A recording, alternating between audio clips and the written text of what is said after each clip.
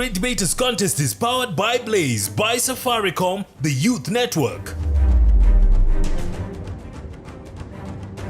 Welcome to the Great Debaters Contest. We're Nyeri and ready to warm your intellect. I'm Austin Yumbok. And I am Mariam Bashar. Welcome to the show. We have Weithaka High School going versus more Equator girls on whether globalization is necessary for poverty reduction. We'll let the debaters take the stage now. Proposal number 1, you have 3 minutes. Unity is strength, divided we fall. That's a saying that I would love to start my debate with. Enos Menefi from Weithaka High School here to propose the motion that says globalization is necessary for poverty reduction. What is globalization? Globalization refers to the free movement of goods, capital, flow of services, technology, people, and information among countries or businesses. First of all, let's take an example of G4S. We all know of G4S in Kenya. G4S is a security organization. It was started in Britain, but it's based in the USA. The G4S was established in 1954. It was established in 1954, and it was to provide security. But it came later and provided employment. In what ways? Over 50,000 people, Americans and Canadians, are working in the G4S. And if we look on the other side, G4S has based its headquarters in over 29 countries. And what does that show us? Those security guards or security personnel employed in G4S, they get that money or that salary rather, of which they plant back to the economy by either paying their taxes, and therefore standards of living are raised, and this way poverty is reduced. On to my second point. In the Chalbi Desert, we know it as a wasteland. The Chalbi Desert is a wasteland, and that's like poison to most of the Kenyans. But North Korea has leased about 20,000 acres, as sourced by the Daily Nation, 1st April 2017, that it has leased those 20,000 acres for about $5 billion per year.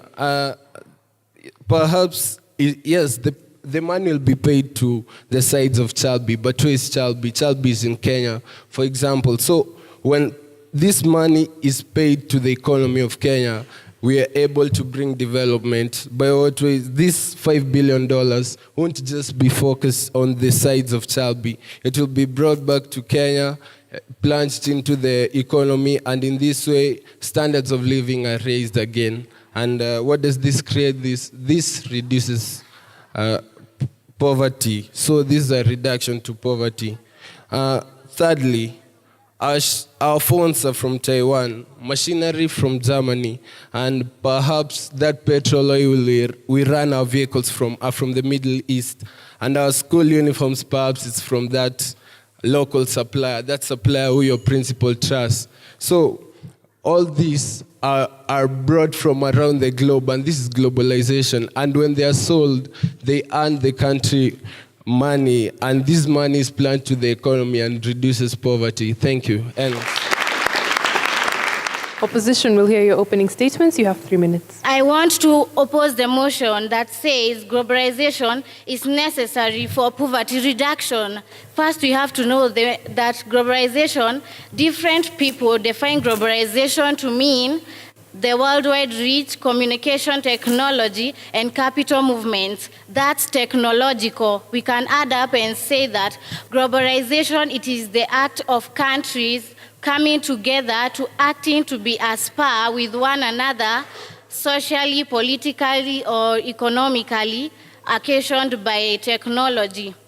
On to my first point, every country, or rather economy, every country has their level of economy. Let's take, for example, the developed countries. They have high level of economy. So when we say that, they will bring that, they will come to try to be as par with the developing countries. you realize that the developing countries have lower economy. These developing countries have the experience and know what has caused this low economy to take place. So when these developing countries come to solve our low economy, they do not know or they have not experienced most of the things that we do to create this low economy. So even if they come and start and try to make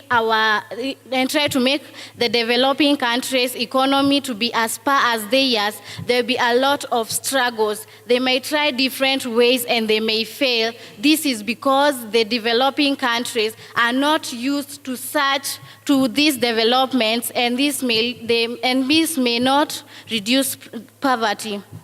On to my second point.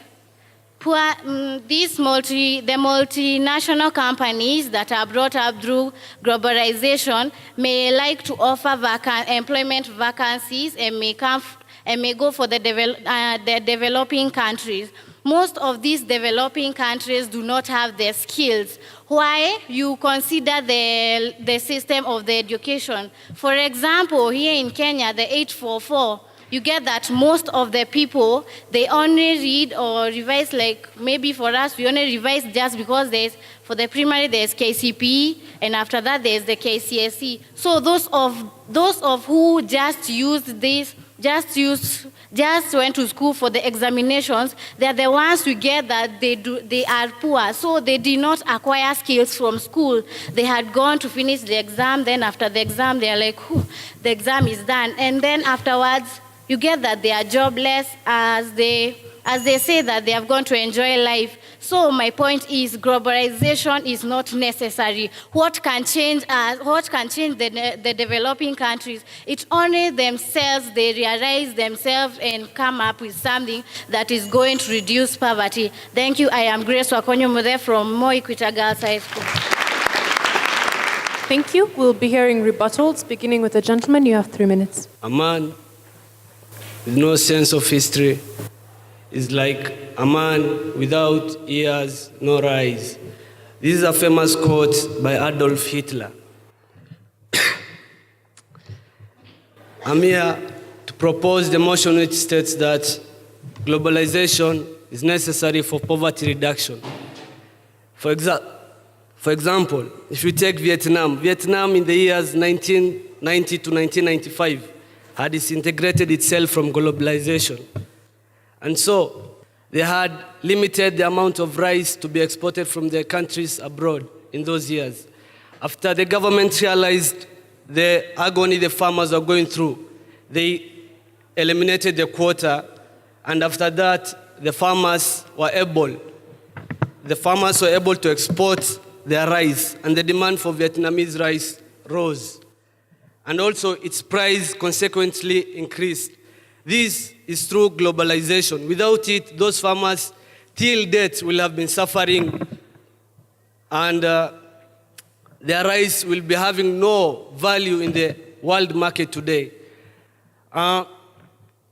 She said something about economy, and saying that the countries like the US do not know about the struggles the third level countries or the third world countries are going through in trying to establish or stabilize the economy.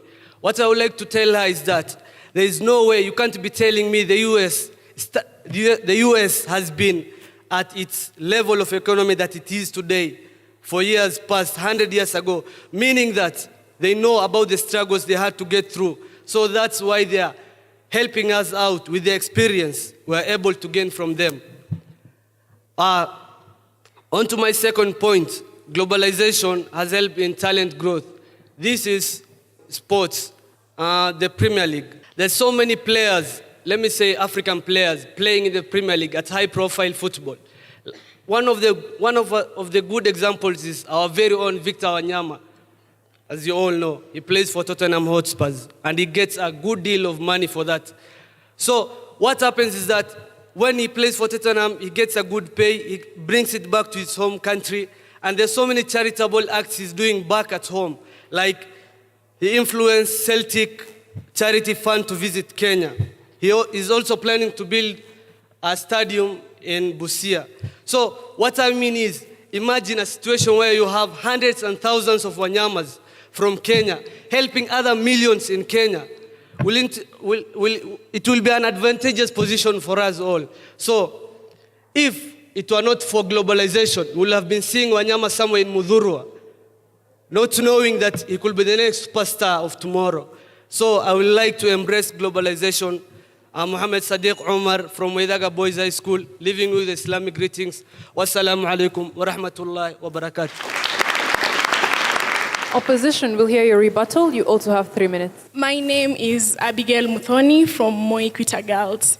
David is somewhere dealing with Goliath, and I'm here trying to convince our fellow brothers here that globalization is not necessary for poverty reduction. Globalization, as my colleague here has defined that, it is when countries or communities try to be at par socially, economically, and politically, occasioned by technology. This technology, like take for example the developing countries, most of them lack the skilled labor.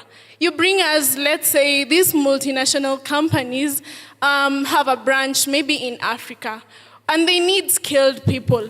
And our labor here are not skilled. Take that time before they start going back to school or staff, you see, they lack jobs, and that is not necessary at all. Why don't we start with the resources? She's talked about countries having their own resources. Why don't we start by exploiting our own resources so that when we get somewhere at a certain level that we can say we can depend on ourselves and then embrace globalization. And to my second point, we all know that, okay, we've talked about technology. Technology, where has it brought most of our youth to? We can access internet, of which it's so random today. Unemployment. Let's take, for example, these multinational companies bring their commodities, and then people will prefer them to our local made here. And so these people, like for the Juakali artisans, where will their products go? So let's try and embrace and say that globalization is not necessary for poverty reduction. So please, guys, everyone is saying, join us, join us. It's written all over your faces. You want to come, you're welcome. Thank you.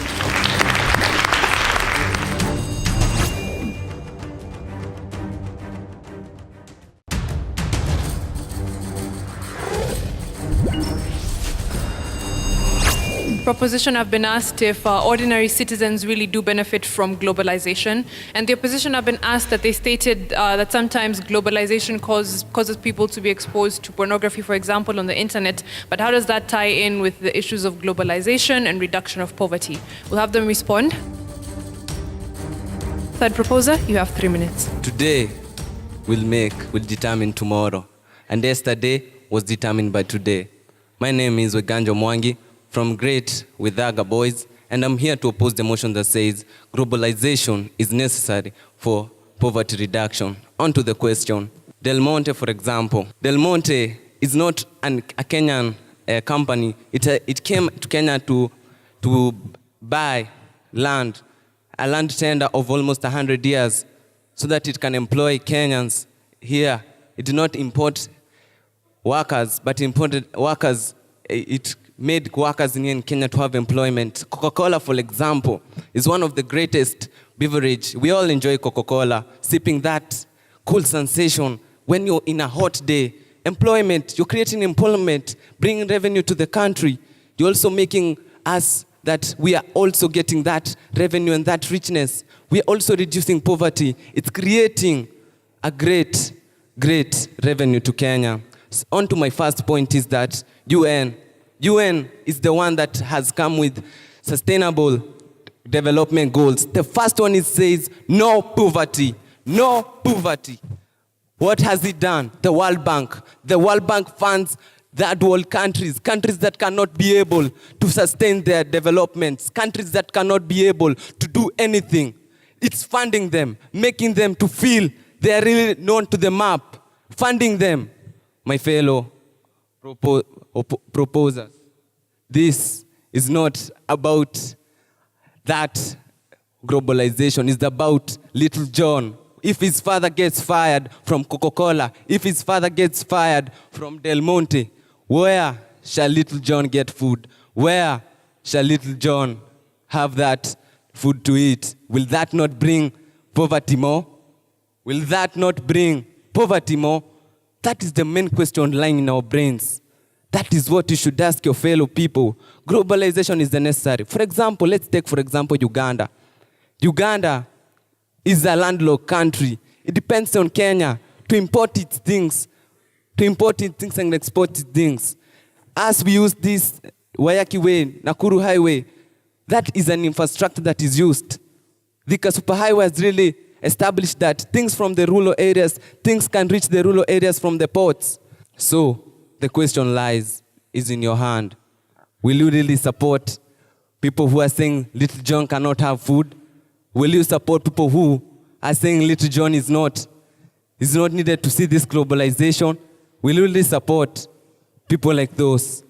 I support globalization is necessary for poverty reduction. As they say, no man is an island. So why do you want to make a country an island to live all in its own? I have 5 hands. If you remove my one finger, I become a useless man. And this finger represents globalization. Thank you. Thank you. Opposition, you have 3 minutes to respond. Ladies and gentlemen, from the great school of Moi Equator girls, Anne Wafula in front of you to oppose the motion that states globalization is necessary for poverty reduction. I'll start by answering the question that has been asked by the audience. Globalization has brought a lot of technology to our country. It has brought communication, and thus people are able to access information from different platforms. Talking of pornography and other things that will bring about those people who are supposed to work to bring the good economy to their country and bring about the development in their countries will suffer from diseases and will lead them to their graves early, which will enable them not to work. Now, to my points, I start by saying that globalization makes the world become a small village. Making it become a small village enables people from different platforms and different countries to communicate together. I want to start by saying that if, for example, in a developing country in Kenya, I give an example, the post-election violence that took place in 2007, 2008. Kenya was greatly affected, and Kenya is one of the countries that supports the industries abroad by taking in raw materials to the countries. When that violence came about, most of the people could not transport their raw materials to those countries, leading to losses in the other countries and also to Kenya as a whole, because we lost what could be made of the economy that we had then, thus making it poor. So it will reach to a disruption in the economies of other countries if the other economies suffer. To my second point, to countries which were colonized earlier, it will affect them because most of the colonialists left in the colonialism in the countries such that we are the producers of the raw materials. They'll take them, produce, and bring us the finished goods, and we become the market. Us becoming the market, it makes us not able to continue with the economy that we have. For this, I want to plead with my fellow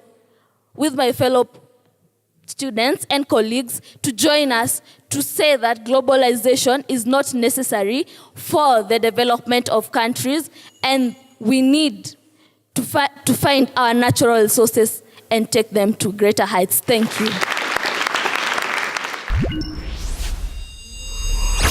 Okay, we'll hear final statements. Gentlemen, you have 1 minute. I am the country. This tie is poverty, and it's constricting our necks and making us to go to die. But it can be loosened, and that's globalization. Here inside the case, I have poverty. It's locked inside the country, but we can loosen it how? Using globalization. Globalization opens the world to new opportunities, but since they still want us to go to their side, I may just want to make the same proposal because they've been on it since they began. So why don't you come to our side? Because you already know that globalization is good for poverty reduction. And if you don't feel like that, then why do you subscribe to Safaricom? Safaricom is globalized, it's international. The CEO is Bob Collymore, we all know him. And all this is through globalization. Thank you.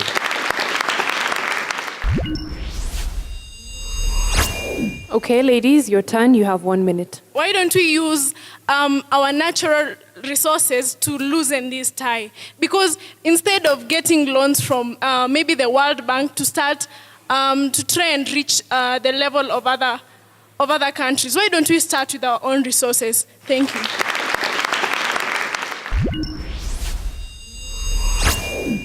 Weithaka boys, you were a fairly good team, but Mohammed, to me, was the more eloquent, the more confident, the stronger debater. If he had possibly been the first to speak, he could have probably set a higher note for the team. For Waiganjo, I felt that you dwelt too much on one point at the expense of giving us more, which the one point you had was good, but you could have probably spent a little time on it so that you tell us something more also. More Equator. Generally, the definitions you attempted. Abigail, your eye contact, you just faced one direction. But still, it was a good attempt. So again, check on time. And when you came back, somebody had talked about pornography, I guess, and you went back to it. You should have tried something new. And I also thought that you were breaking your flow of thoughts or points. But still, you reacted well to the question. Moi Equator, the judges awarded you 63%. Please give them a round of applause. Your opponents, Weithaka boys, the judges awarded you 65%, making you the winners. Congratulations to the two teams on stage. We'd like to thank you, our studio audience, and our viewers back home. Keep it locked on KBC Channel 1 for the Great Debaters Contest. A shout out to Safaricom Blaze, our sponsors, and I have been your host, Austin Nyambok. I am Mariam Bishar. Thank you for watching.